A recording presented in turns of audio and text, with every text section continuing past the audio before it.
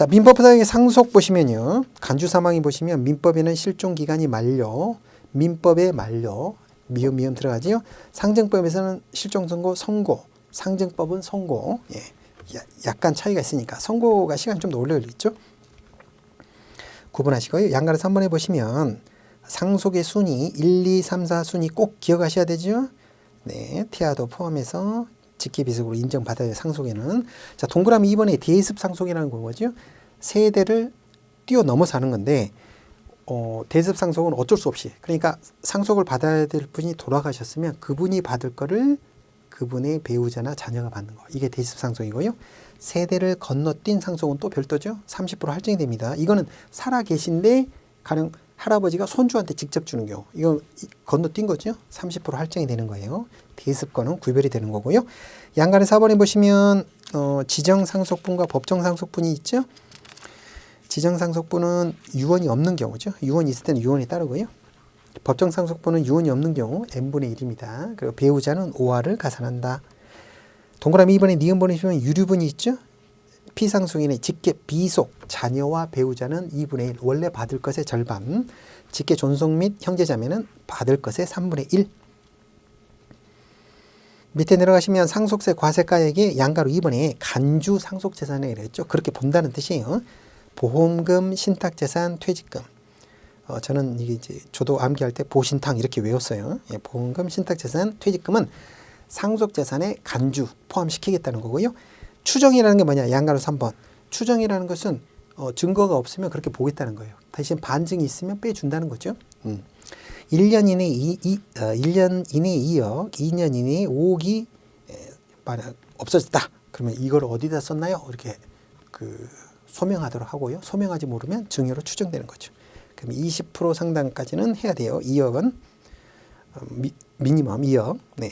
사용처 소매가 일반적으로 20%는 해줘야 된다. 문제 나오니까 한번 풀어볼게요. 양가를 3번을 보시면 사전 증여 재산이 있죠. 네. 10년, 5년 땡겨온다. 즉 상속인의 경우는 10년 안에 준 걸 합친다. 쪼개서 나눠주는 거를 막기 위해서. 그래서 5년 이내는 어떻게 한다? 상속인이 아닌 자.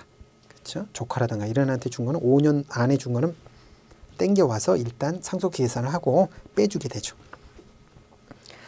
자, 다음 페이지 보시면 중간에 상속공제가 나오죠. 양가로 1번에 인적공제, 기초공제 2억 원을 기초공제를 해주고요. 비거주자가 받을 수 있는 유일한 것은 기초공제가 되는 거고요.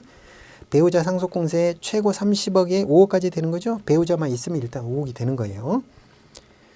자, 그 다음에 일괄공제 있죠. 그러면 2억과 인적공제를 합친 게 안 되는 경우에는 일괄공제 5억을 할 수 있다. 즉 요즘은 가족들이 많지 않으니까 대부분 일괄공제가 되는 거고요. 그 외에 배우자 단속 상속의 경우는 일괄공제 5억을 선택할 수 없다. 배우자가 단속 상속인 경우. 자, 그래서 일반적으로 배우자가 있어요. 아버지가 돌아가시고 어머니가 살아계시면 일단 10억이에요. 배우자 공제 5억, 일괄공제 5억. 그래서 10억까지는 상속세 걱정을 안 해도 되고요. 일단 부모님 중에 한 분이 돌아가셨다. 그러면 일단 일괄공제를 받을 수 있으니까 배우자 공제를 못 받더라도 일괄공제 받을 수 있으니까 기본적으로 5억. 그래서 5억.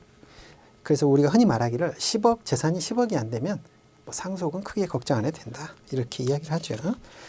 자, 양가로 2번에 보시면 금융재산 상속공제 있죠. 예, 2천만 원 이하는 전액이고요. 2천에서 1억까지는 2천. 예를 들어서 8천만 원이다. 그러면 20%인 1,800이 아니라 1,600이 아니라 2천까지 해주는 거죠. 1억 초과할 때는 20%고요. 10억 초과하면 2억, 맥스 2억까지입니다. 상속세 세율이 있죠. 5단계 누진인데 요거까지는 기억하시자고요. 1억 10%, 30억 초과하면 50%. 50% 꽤 세죠. 네. 자, 세대 할증, 세대 상략 할증이 있죠. 30% 할증이 됩니다. 동그라미 3번 민법상 대접상속 어쩔 수 없는 경우는 구분해서 기억을 하셔야 되고요. 양권의 3번이시면 상속세 세액공제가 있죠. 돌아가시자마자 또 아버지가 돌아가시자마자 또 어머니가 돌아가셨어요. 1년 이내에 돌아가셨으면 다 빼주죠. 그래서 이제 기간마다 좀씩 빼주는 게 있고요. 자, 신고세액공제는 자, 상속세 신고와 납부가 있죠. 예, 상속은 6월 안에 해야 되고요. 증여는 3개월 안에 해야 된다. 양가로 2번에 보시면 분납이 있습니다. 분납은 신청하면 됩니다.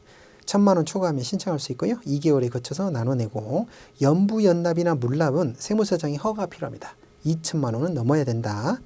체크하시면 되겠고요. 증여로 보지 않는 경우 해서 동그라미 2번에 보시면 증여재산의 반환이 있는데 과세 표준 신고기간 내에 다시 돌려받을 때는 증여세가 양쪽으로 다 발생이 안 되고요. 과세 표준 신고기간 경과 후 3개월이 지났으면 증여세 내야 되고요. 다시 돌려받을 때 또 증여세가 나올 수 있습니다. 다음 페이지 보시면 동그라미 6번에 보시면 그 상속을 했는데 그렇죠? 상속세 과세 표준 신고기간이 지난 다음에 재산을 또 다시 분할해서 등기를 새롭게 했다. 그러면 증여세 문제가 생길 수 있다라는 거고요. 그러니까 신고기간 이내에 다시 분할하더라도 해야 되겠죠. 양가로 2번에 보시면 재차 증여 재산가액이 있고요. 10년 동안 받은 금액을 합산한다고 그랬죠. 10년 안에 있는 것은 쭉 더해와서 합산을 일단 해서 과세를 하고 기존에 낸 세액은 빼준다. 자, 그리고 동그라미 2번에 보시면 배우자는 동의를, 즉 부모한테 받은 건요. 아버지한테 받은 거, 어머니한테 받은 거를 한 사람이 준 것처럼 합산해서 계산한다. 증여로 보는 경우 보시면 양가로 2번에 보험금 증여가 있죠. 동그라미 1번에 타익보험, 즉 보험료를 납부한 사람, 계약한 사람과 보험금을 수령한 사람이 틀릴 경우에는 타익보험으로서 그렇죠? 증여 문제가 발생한다. 그래서 어떻게 하느냐? 타인이 납부한 보험료만큼은 증여 문제가 생기게 된다. 동그라미 2번 현금으로 증여를 받아가서 보험료를 납부한 경우에는 이런 문제들이 생길 수 있구나. 한 번 더 체크하시고요.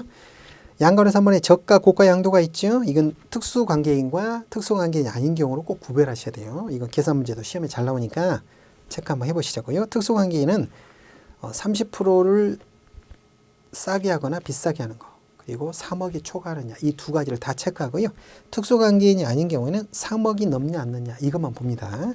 계산 문제가 있으니까 이건 한번 그때 풀어보시자고요. 양가로 2번에 보시면 증여 추정의 동그라미 2번 우회 양도가 있죠. 양도가 특수관계인한테 넘겼다가 자기 자식한테 갔다. 이런 거는 3년 이내에. 그래서 직접 넘긴 거랑 계산을 해보는 거죠. 둘 중에 큰 걸로 과세가 된다. 2월 과세는 5년이었고요. 그거랑 구별하시고, 자 중간에 보시면 증여재산 공제가 있죠. 배우자는 6억까지 공제가 많이 커졌죠. 비과세 가능하고요. 자 자녀한테 줄 때는 어떻게 되죠? 성년일 때는 5천, 미성년은 2천. 직계비속 5천이라는 건 뭐죠? 가령 자녀가 부모할 때 증여할 수도 있죠. 이럴 때는 5천이에요. 자 그리고 그 외에 친척은 1,000만 원이다. 보시면 되고요. 재산평가는 어떻게 하느냐? 원칙은 시가인데 가령 상속이나 증여는 무상으로 주는 거잖아요. 이러다 보니까 매매가 이루어진 건 아니죠. 그러면 시가가 안 나올 거고요. 이럴 때는 보충적 평가 방법에 의한다라고 되어 있고요. 그래서 동그라미 2번에 보시면 양가로 2번에 매매 등의 사례가 있는 경우는 그 매매가액으로 본다는 거죠. 그래서 굉장히 그 건강이 안 좋으신 경우에는 이럴 때는 매매해서는 안 되는 거죠. 시가로 판정될 확률이 높으니까. 자 그러면 보충적 평가 방법 어떻게 하느냐? 토지는 개별 공시지가, 주택은 주택가격 공시하는 게 있죠. 그걸로 한다. 부동산 취득할 수 있는 권리, 분양권 같은 경우는 어떻게 하죠? 프리미엄을 포함하게 된다. 비상장 주식은 순자산 가치와 손익 가치를 안배해서 평가하게 된다. 예금은 어떻게 하느냐? 미수 이자를 포함하여. 거기다 원천 징수할 건 빼야 되겠죠? 세금을 낼 거니까. 그렇게 해서 과세를 하는구나. 자, 상속 설계 및 증여 설계 개요 중에 상속세와 증여세의 가장 큰 차이는 뭐냐? 상속세는 물려주는 재산을 전체로 해서 세금을 떼는데 증여세는 각자 받은 거에 대해서 하는 거죠. 유산세, 유산 취득세 방식을 취한다. 그리고 세금을 증여는 누가 내죠? 받은 사람이 냅니다. 미국은 준 사람이 냅니다. 진짜 선물인 거죠. 그래서 영어로 기프트라고 합니다. 증여를. 자, 상속세는 6개월 안에 내야 되죠. 증여는 3개월 안에 내야 된다. 자, 세율은 상속세와 증여세가 똑같습니다. 상속증여세 절세 방안 다음 페이지 보시면 상속세 절세 방안을 보시면요. 상속세 이상에 해당하는 금액은 금융재산으로 보유해야 된다. 실물로 납입하게 되면 그만큼 더 많이 내는 셈이니까. 중간에 좀 보시면 사전 증여는 최대한 많이 하는 게 좋고 10년 이전에 증여하는 것이 좋다. 왜? 10년 단위로 끊어서 보니까. 자, 그리고 밑에 점에 보시면 10억이 안 되는 경우에는 굳이 사전 증여를 할 필요가 없다. 말씀드렸죠? 면세점이니까. 그 밑에 칸에 보시면 증여세 절세 방안 나오죠? 10년 단위로 재차 증여를 하는 것이 좋다. 그래서 장기적으로 10년 단위로 탁탁 끊어서 증여를 하게 됩니다. 진짜 재산이 많은 사람들은 이런 플랜들을 짜줘야 돼요.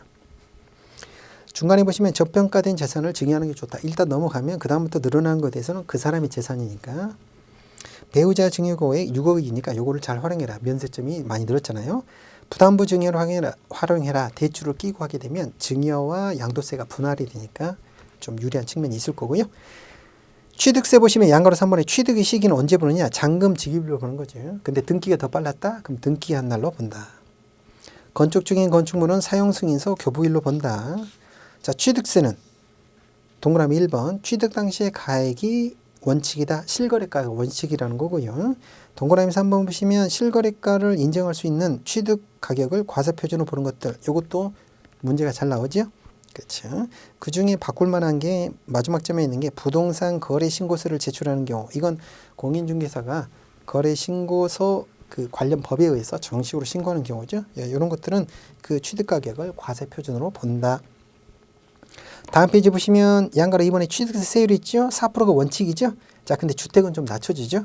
그래서 금액이 낮을수록 낮습니다. 1%, 2%, 3% 이렇게 체크하시면 되고요. 중과세율의 기본은 2%죠. 그 중에서 제일 많이 중과하는 게 뭘까요? 사치성 재산이다. 세 번째 칸에 나오죠.